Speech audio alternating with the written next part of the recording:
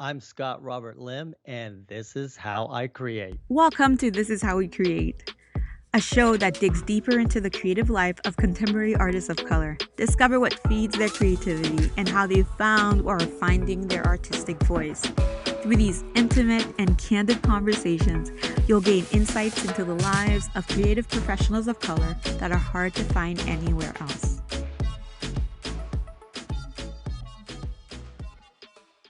Today on the show, we have international master photographer and Sony artisan Scott Robert Lim joining us to talk about how he learned to spot and create a catalog of opportunities as an artist, even when the unthinkable happens and income streams dry up. Scott Robert Lim is a certified educator and has over 70 international awards to his name.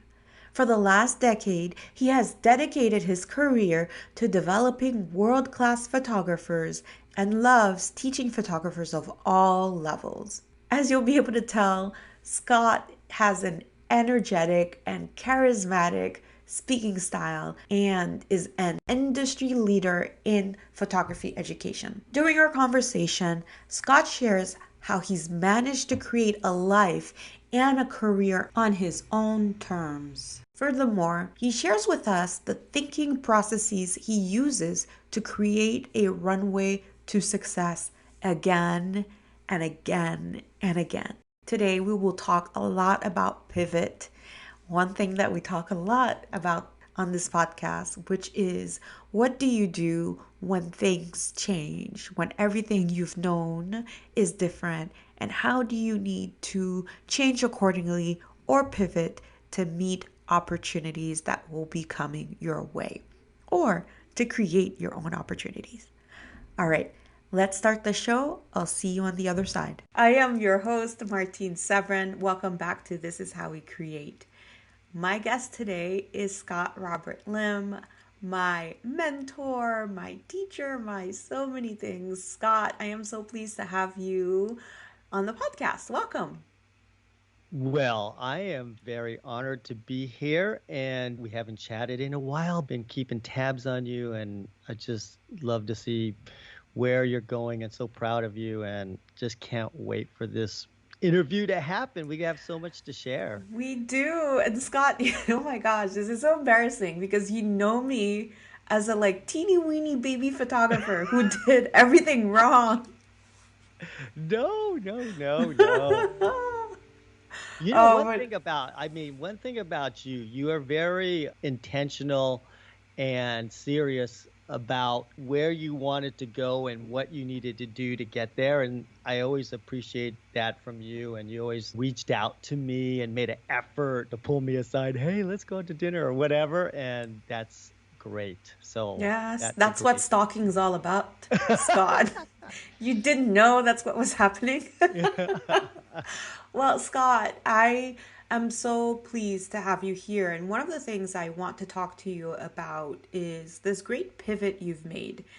Everyone knows you as a master teacher. Essentially, your job is to teach photographers how to be world class photographers. You encourage them to step out of whatever box they have themselves in and go and be way beyond what they thought is possible. You've completely changed your business since the pandemic. Can you talk to me a little bit about some of the things that you've done differently? Yeah, first of all, I remember the pandemic hitting, and I guess when they canceled the NBA season, it became official.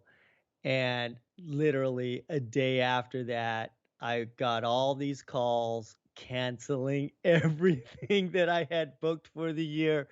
All my speaking engagements, all my weddings, everything cancel, cancel, cancel, cancel, cancel. And nobody knew what the future was going to be back then. And I remember going up to the room with my wife, and we had a private moment. I just started breaking down. I just said, I don't know what's going to happen. I felt like a failure. I felt like, honey, we could lose everything because I was pretty much the sole financial provider at that time. And I just didn't even know how things were going to come through, but that is so much like life. I guess you can call it living on easy street where I've established myself and I was regularly getting booked. I had a regular routine on how I made my money. And then sometimes life comes along and just cuts the legs from under you. And I don't care where you are or how much success you have, life has a way of just bringing these curveballs to you, and you've got to learn how to adjust. And this was a pretty big one. And I wasn't sure at that point. And then I realized that about 4 months ago, I had started this digital product of taking Scott Robert Lim 3.0, I guess, at this point, and putting it on videotape. I had a lot of stuff on Creative Live, but it was quite old. I think the last time I did something was on 2014 or something like that, or 2016. It's quite a while ago. So I had this marketing company approach me and said, "Hey, we love your stuff. Can you put something together?" And I said, "Yes, of course." And because I was so busy, I kept putting it off, putting it off. But now COVID hit, and it's like I had all this time. I had nothing but time to put it together. So I had my producer and I get together and we put together 45 hours of content, from posing to composition, lighting, and even post processing. So I got to lay down kind of my techniques that I have been developing over the past 20 years, put it all down. And then my marketing company got to work and started marketing that. And that really took probably at least 8 months in total, putting everything together. Released during COVID. And through the success of that, I was able to get through and move on. And now that COVID's opening back up again, I can go back to some of my regular things. And also at that same time, with a friend, I had been in the process of writing a book. We also got together and was able to finish that. And so we're kind of on the final stages of finishing that too. So I think the key thing is, when you're an entrepreneur, you always have to be thinking forward on doing things not in the present, but also have projects set up in the future too. Because a lot of times these things in the present will be taken away, and then now what are you going to rely on? So I've always had this kind of philosophy of having like 10 things in the oven cooking to see which is going to feed me that day. And COVID hit and it took like 8 of them away. So I had a couple of them that I was working on, and one of them I was able to financially gain from in a reasonable amount of time, which was helped me survive during that pandemic. So that's really how I kind of transitioned. But if you think about it, it was my 20 years of preparation of getting to the point where I could lay down that content. And so you could say, well, oh yeah, just go do a video series or just, do whatever. But if you're not prepared to do what you want to pivot to, it's not going to happen. That's why it's so important to continue to learn your craft, continue to push forward in other avenues and seeking out other networking opportunities, and to keep all these things going all the time. You never get a break, really. And I think the key is you have to love it. I mean, my job is, I kind of feel like it's 24/7, but when you love something, when you have a passion, it's just natural. I love meeting people. I love networking. I love going out to lunch with people and discussing new ideas. I love going to conventions and walking around the vendor area and talking to every single vendor and seeing how maybe I can help them in some way. And so I'm always doing that stuff. And I think that helps me pivot regardless with wherever I am. I mean, if you're going to have a 20-year career in an artistic industry, you got to learn how to pivot, because technology and social media, everything changes. The landscape changes every 2 or 3 years. And you have to be able to just change with it and not get discouraged by these changes.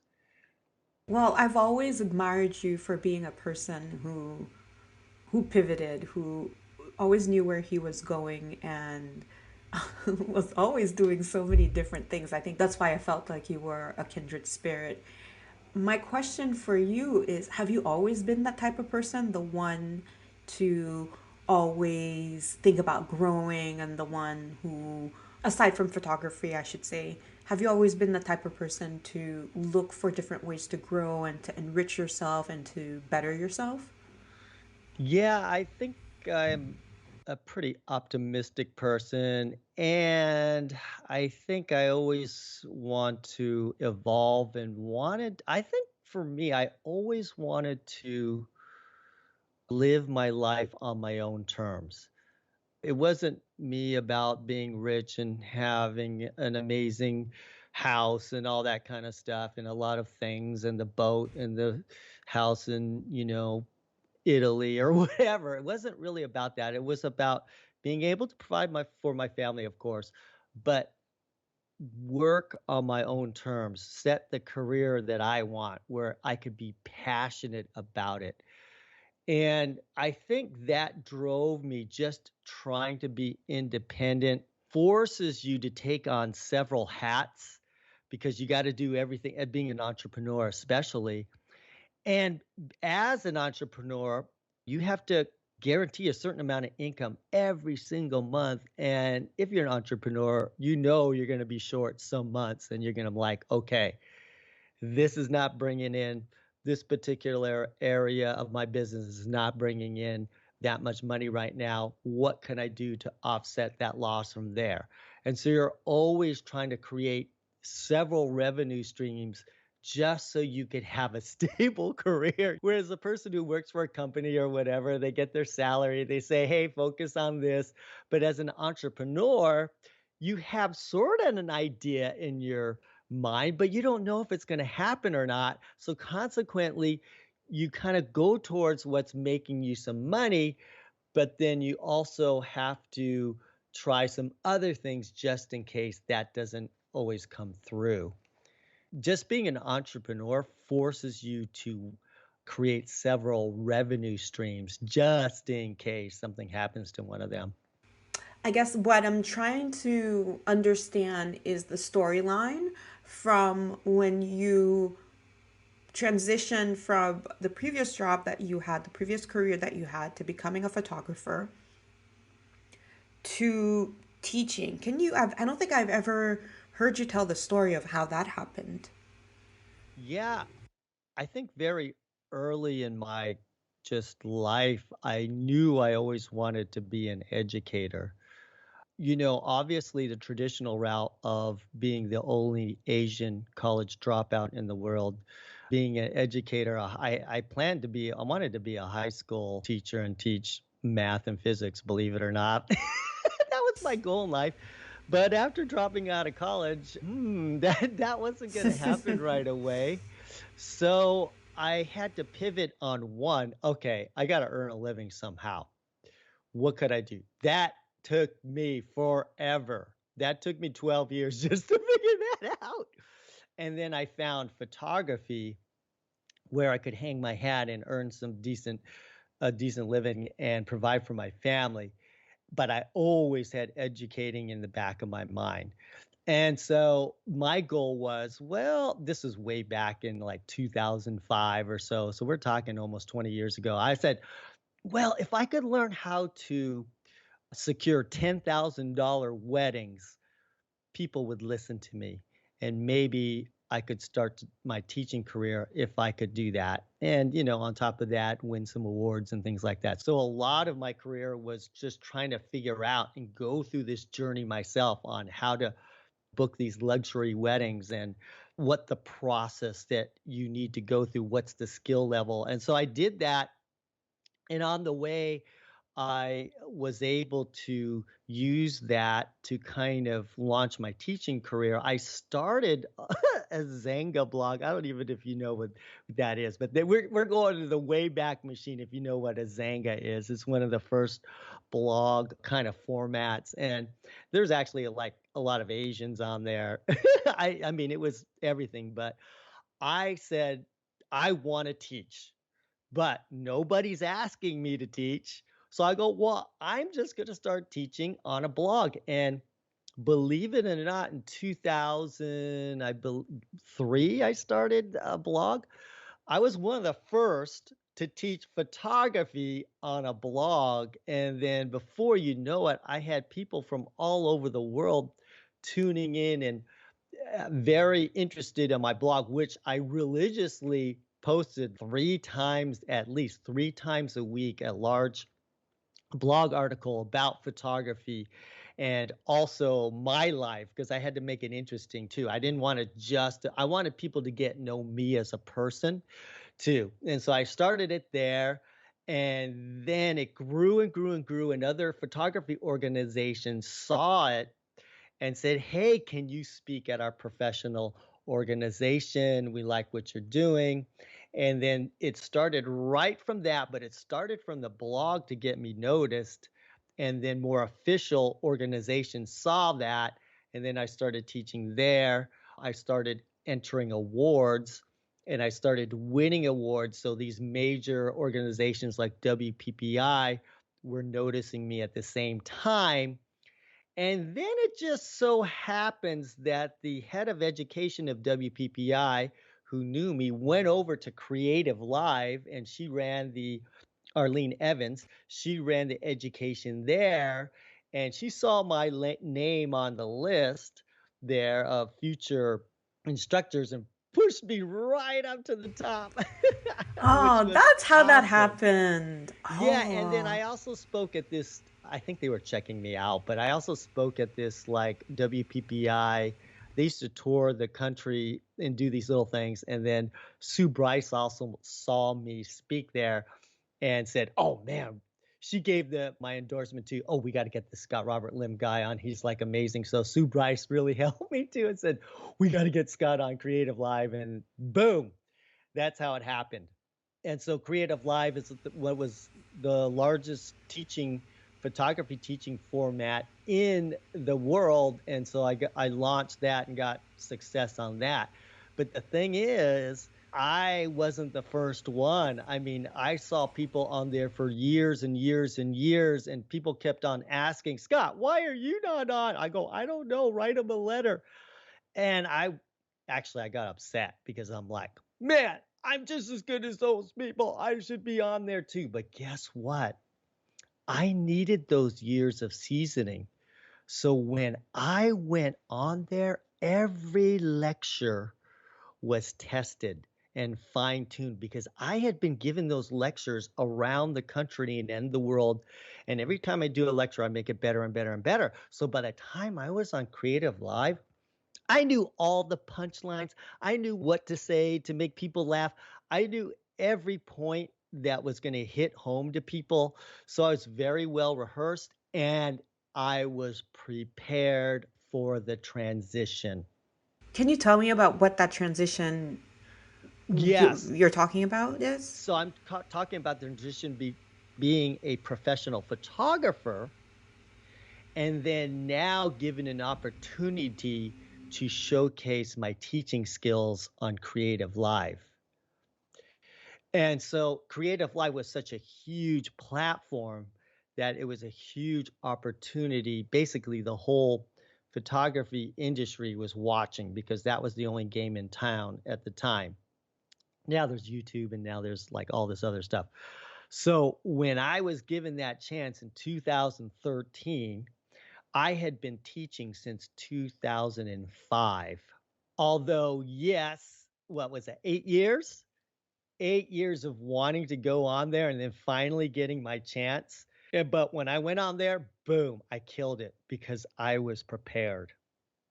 So, it's kind of like they always say when preparation meets opportunity, that's what luck is. That's what you have to be prepared, being able to step in that moment when you're called. And sometimes it's not going to be a preparation of 6 months or a year or 2 years or 3 years or 4 years. In my case, it was 8 years of preparing me for that moment and then seizing it and then launching my career from there. I'm so pleased that you shared that information. in the process of preparing a course. Kind of. You'll be fine. Yeah, I recently I thought of you because I recently taught a course on how to photograph dark skin, black skin essentially. Hmm. And I had you in at times you were in my mind. I swear. I was on a shoot yesterday and I was telling the model, nose to the light. Oh gosh, Scott. Oh, Yeah. that's perfect. One of the other things that I've admired about you, Scott, is not only are you a photographer, you're an educator, but you also have products. And I think at the time when I first took your class in Paris, Yeah. that's Or when I took your London? class. No, We took, Paris. yeah, this is how much of a fan I am, everyone. I took the class in Paris, and then a few weeks later, It's I took your London or London something, or course. yeah. Yeah, I took it back to back, so that was a lot of fun. A lot of people have done that, by the way. Oh, you mean I'm not special, Scott? Well, you are special. I'm Yes. joking. But don't Um, feel like a weirdo. oh. I don't think that there are many photographers that. Oh, I don't think you're a photographer. I think you're an entrepreneur. I think you always try to think about how to change the game. Can you tell me the story of how you came to create your own Yeah, flash I love this systems? story. Well, when I was just going to these conventions and a nobody and listening to people and being on the bystander, not really a speaker, I noticed back in the 2000 era, and maybe even before then, every kind of nationally recognized speaker had some sort of product or software. They had a bag or they had a light diffuser that perhaps maybe looked like Tupperware that you put on your flash. Gary Fong. Yes, Gary Fong was the inspiration. And, they had other people make other things, and then maybe some people had software, album design, or whatever, because you had to just being asked to speak wasn't quite enough to earn a living. You had to have something else to kind of help you support yourself if you're going to be a professional speaker. So I was trying to figure something out. And so I go, what could I have? What I just was racking my brain. And then at my very first Paris workshop, the last day, and this one of the students was asking me about off-camera flash and go, okay, let's go outside and practice. And I didn't have like, oh, I don't have my flashes here. Oh, he said I got some flashes, and we're practicing off-camera flash, and he was using this system that was working quite well. And I go, well, those aren't pocket wizards because everybody had pocket wizards back then. And he goes, no, these are these like this brand I got in China, and they're extremely low cost units. I go, oh my gosh, wait a second, really? Because I think pocket wizards were like at the time, I think they were like 200 bucks of each, and you needed at least two, a transmitter and a receiver, right? And he said he got these things for like $30.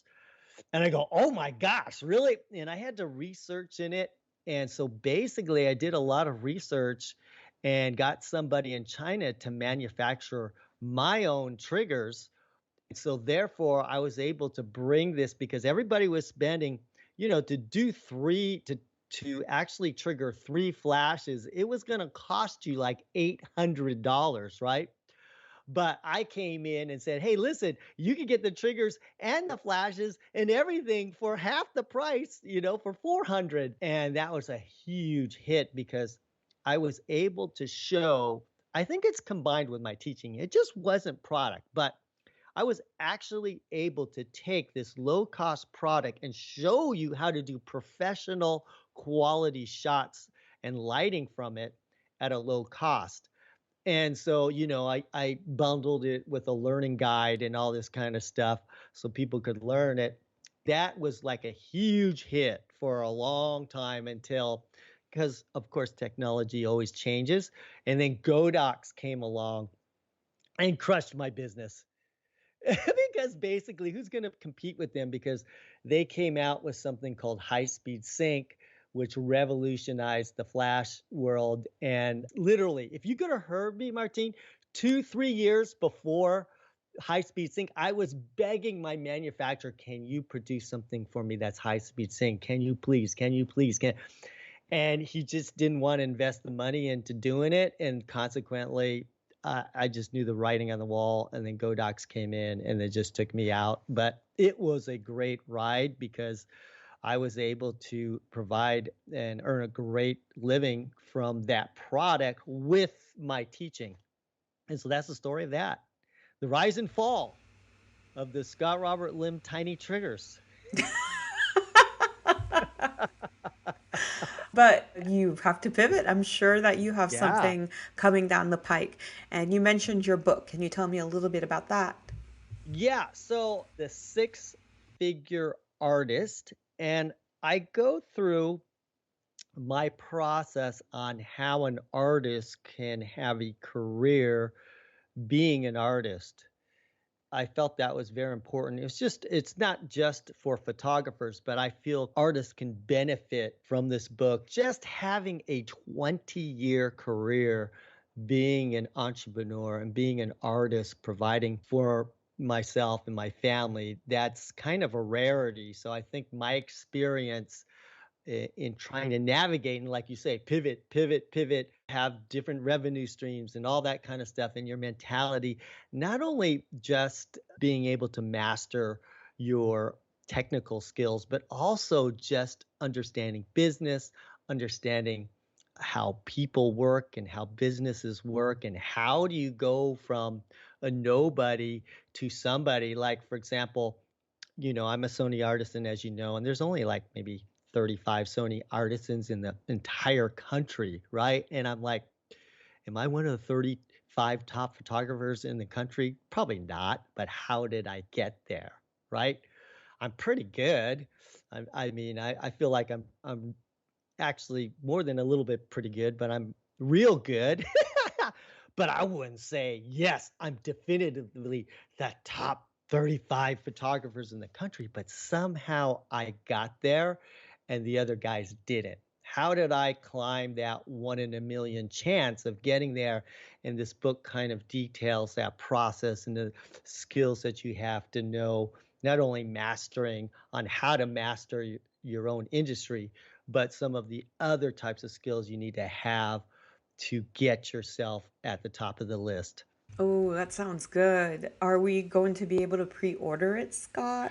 Yeah, well, it's the ball's on me because it's actually written already, and I just need to find people that I can interview, and we want to try to find some high profile people, but I don't know a lot of high profile people, but I want to have people who have maybe millions of followers or something like that, and kind of interview them, and so they can, their journeys, parts of their journey can kind of coincide with my book. So if you know anybody who's kind of a high profile artist that I could interview their process and their journey, that'd be great. So we want to have kind of like an example at every chapter. So, mainly in the No, photography space. no, we Oh, want anything. It could be dancing, it could be movies, it could be whatever, painting. It could be, I know a sculptor who's my friend, but it could be an author. It could be whatever. Anything that you can deem as an artistic career, whatever that means. Influencer. a great place to start, Scott, is on this website called This Is Colossal. Oh, okay. I'll definitely check it out. They list artists all the time, and a lot of the artists that they list, these are artists from all types of spaces, whether they're figurative artists or they're making sculptures or Mm-hmm. they're using other mediums. They do a great job with featuring lots of different folks. That's how some of the folks who've been on the podcast, I've met them through there, Well, through This thank Is you. Colossal. Got it. Yeah. Wow, I'm excited for you. Yeah, so it's tough. I mean, I did lose a lot of money during the pandemic, and so, but now things are getting back up to normal. And so it's not like I had the perfect transition, but I did transition and survive. And so this is what I always tell people. Sometimes your best year is surviving. Because what's your options? Failing and getting out of the business, right? And so that year that you can survive, usually the next year is going to get better, and maybe it could be your colossal year, coming up next, but you had to survive to get, that pot of gold. You're going to learn the most through that survival year. And that's what I try to do every time I have a situation or a problem. I just learn from it and move on. That's really great advice. I wanted to ask you, in the process of creating about 45 hours of content and releasing it to the world, are you surprised in terms of the pieces of content that are getting more traction than others? You know what? I don't even follow the metrics on that at all. But honestly, I think people get it. I would be surprised if people go through the whole thing. I think for the first time, I laid down 14 hours of just post processing. And my work, if you look at it, is very post processed because I kind of instill my vision. So, like, I'll take the picture, but post processing will also extend my vision for that photo. And so I think that's the first time I've laid down my philosophies behind it and a step by step method on how I arrive at my signature style. And so I think that's what's new going to it. And but what I really love about it, and I think people kind of buy it because it's like a textbook. When you get that, let's say you're in accounting and you have that one book that you can refer to, pull it off the shelf when you need to learn something. And let's learn a little bit about composition. It's like my composition hasn't been that great. Okay, let me see what Scott has to say. Boom, it's right there at your fingertips. Or posing or lighting or whatever it is, right? You can just now look it up, and it's very specific. There's 250 lessons on there. So you can just go there and find what you need and refer to it. It's not like somebody's going to sit there and go through every single hour, but it's like an encyclopedia and a textbook, just boom, ready for you to consume when you want it. Yeah, and you're really known for your color toning. I've always admired that. It's just so cinematic. Yes, yes. That's kind of like how I describe my style now as cinematic portrait stories. Oh, fantastic. Well, I know that we are coming up to the time that we You're have kidding. together. That was so fast. Oh It my goes God. by really fast. Usually I try to stick to three questions, but it never happens. Well, I'm feeling a little selfish about having you on, mainly because, as I mentioned, I'm creating this class on one on how to break into the lifestyle and commercial photography landscape. Because I don't think, at least when I wanted to enter that world, there wasn't much on it. It's a very closeted It space. is. So, creating something on that, and I'm also creating a course on how to create a personal strategic plan because I think a lot of people, when they enter the photography space, and especially if they're freelancing, they can kind of let life happen to them instead of really deciding where they want to go. So, See, I yes. that's what I said about you. Everything that you do is intentional. That's what I noticed with one of your strengths, and that's what you're teaching about it. That's awesome. Ah, I'm kind of freaked out, but I wanted to ask you about pep talks. So, when you have to give yourself a pep talk, what are some of the things you say to yourself? That's good. You know what? I just had to have a pep talk with myself. I'm going to be completely transparent here. Because of the pandemic, I was a little bit uncertain about when I should start doing international travel for my workshops and when are people going to be comfortable with that. And then on top of that, I think deep inside of me is like, I was doubting myself. Well, if I put one out there, would anybody go to one? right? Because it's been so long that they forget about me or whatever, right? And so I lost a bit of my confidence and I had to slap myself around and say, I think looking at your previous success too helps. And like for me, I just was looking back and I go, I had some doubts about this workshop or that workshop, and people came to it. Yeah, I might have not as made as much money as I wanted to, but every single workshop that I did, people came and I made money from it. So, why so it's kind of my own logic. Why don't you just put it out there? And I think risk is something you have to develop. It's building muscle. You're not going to all at once lift up and bench press 500 pounds. I could never do that anyways. But, maybe you start off with 50 and then you work your way up. But if you're not used to taking risks, start with small ones, but start somewhere. So if you're having some doubts about yourself or whatever, don't maybe that risk you feel like it's 2 feet away. Don't take a 2 foot risk. Just take a 6 inch one or a 4 inch one or a 1 inch one and then build it from there. But you have to learn how to take risks. That is the huge thing, is risk, overcoming that. And that takes practice. And the more and more you do, we're always going to be a bit scared, but our previous successes is going to help us, enable us to keep on taking those risks. And I've been doing that basically all my life, from dropping right out of college and then going from there. So I think that's the process really, is risk and building up your ability to risk more and more. And if anyone could book a workshop like that, it's you, Scott. Come on now. Well, okay. I say this. Now, here's the difference in me. I've been teaching for like 20 years, right? Almost 20 years now. Everybody has taken a workshop from me. I've been around so long, right? I've been the gal that everybody's dated already, right? Okay, well, I took Scott back in 2013. I don't need to learn from him anymore. And so people don't realize that I've evolved too, and that my teaching methods are way, way, way, way better.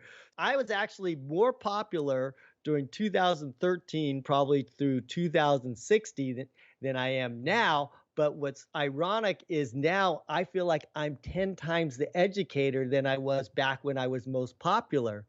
So it's kind of like a movie star, right? You see them rise and fall, and very few kind of come back and have a career later. And so that's what I have to battle with. It's like I'm the old movie star that's trying to get a gig here and there. And finally, when you go see that movie star's movie, go, oh, wow, that dude's a pretty good actor or actress. So that's what I have to contend with. Anyways, I'm not complaining. I'm just explaining that I've taught a lot of people. Yeah. And you're just a person too. I mean, you're world known, but at the end of the day, you're just you, and you're like all of us, Definitely. but much more talented. I don't know about that. I try awfully um, hard, but I well, want to share everything that I know, though. That's for sure.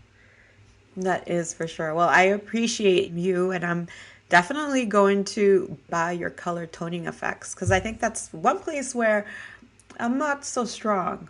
I think the best way is if you could show up at a workshop where I'm teaching that, because I'm learning more and more. So I can easily talk about that and show how to do that as I get better and better at Photoshop. But definitely come and say hi.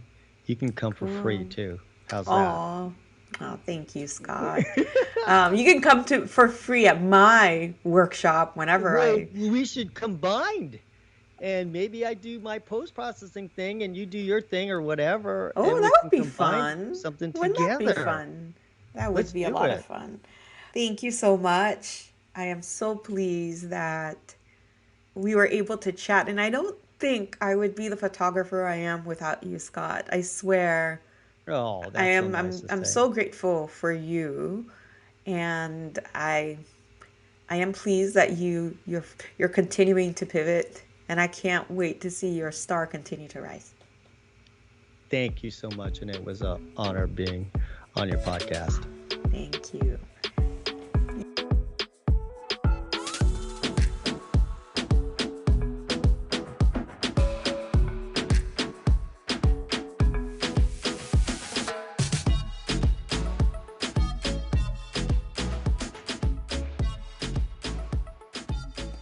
Cool. Hi, Scott. Hi, oh man, it's been forever. I think at least 4 years. I love your glasses as this looks so awesome. They're a bit much, but I'm a bit much, so it's great. Has it been 4 years? Oh my gosh, that's the last time we were in New York.